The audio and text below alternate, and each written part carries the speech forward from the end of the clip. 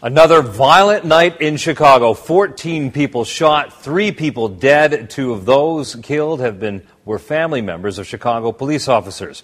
Good evening, everyone. Thanks for joining us. Karen Jordan has tonight off. The shooting that claimed those 2 young men happened outside a party. Shots rang out at about 2:30 in the morning in the 8400 block of South Euclid.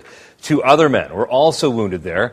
And ABC 7's Evelyn Holmes is here now with all of the stories. Evelyn?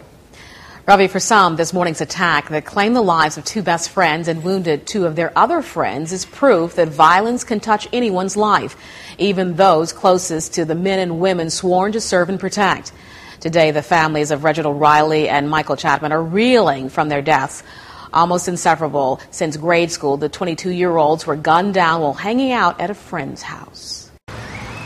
Filled with sorrow and grief, friends and relatives seek comfort and peace after learning of the death of Reginald Riley. Chicago has been diseased with this violence, and this has to stop. Too many brothers and nephews and grandsons, they're dying for no reason. The 22-year-old son of a Chicago police officer was one of 4 best friends tragically targeted in a drive-by shooting as the group attended a friend's house party on the city's south side. Yesterday he got off of work early, and he decided he wanted to go to a friend of his party. So he went. And then this is what happened. They took our baby from us. This afternoon, detectives canvassed the block where just hours earlier shots rang out.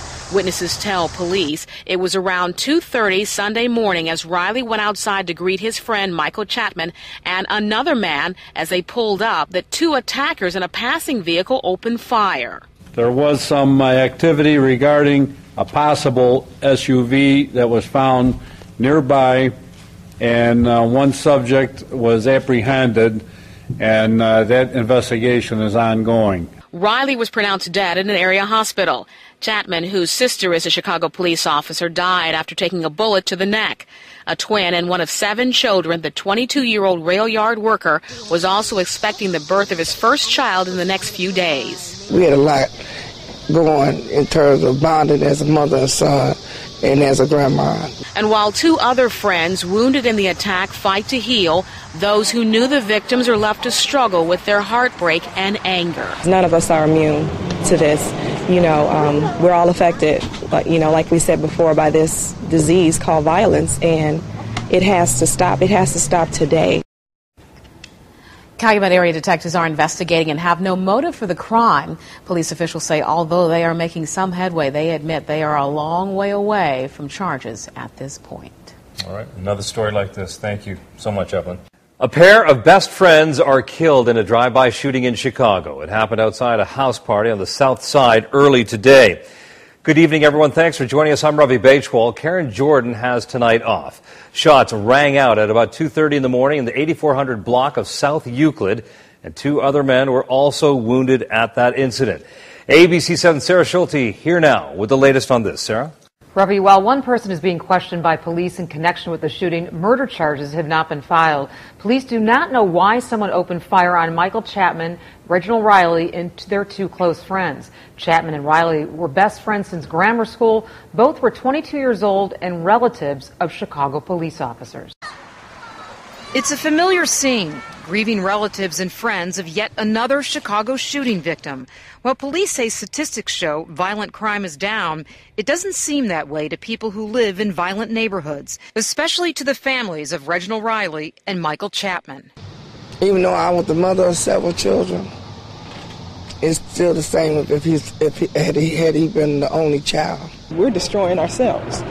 And I think a lot of these kids don't realize the effect that their actions have on a lot of families, and they need to. Reginald Riley's family says the 22-year-old was on a rare late night out with Chapman and 2 other close friends when the group became a shooting target. The friends were about to go to a party when a red SUV pulled up and fired several shots. There was some activity regarding a possible SUV that was found nearby, and one subject was apprehended, and that investigation is ongoing, unknown as to the motive. Riley and Chapman were killed. Their 2 friends were injured. Chapman had just finished trade school. He was about to become a father for the first time. I wasn't aware of anyone that was after him or anything. It was just a big shock. And Reginald Riley's family has no idea who would want to shoot Riley or his friends. He just wanted to enjoy the evening with some friends. For the Riley family and their friends, grief today turned into a conversation about violence and how parents can help prevent it. You need to know where your kids are and who they're hanging with. And it's very important to just keep tabs on your kids. Chicago has been diseased with this violence, and this has to stop. Reginald Riley's family says the 22-year-old son of a Chicago police officer usually does not hang out late with friends. They say last night was the one night where he did, and it ended tragically. Meantime, Michael Chapman's girlfriend is due to give birth any day into a baby boy, and they're going to name him after his father, name him Mike. Very appropriate.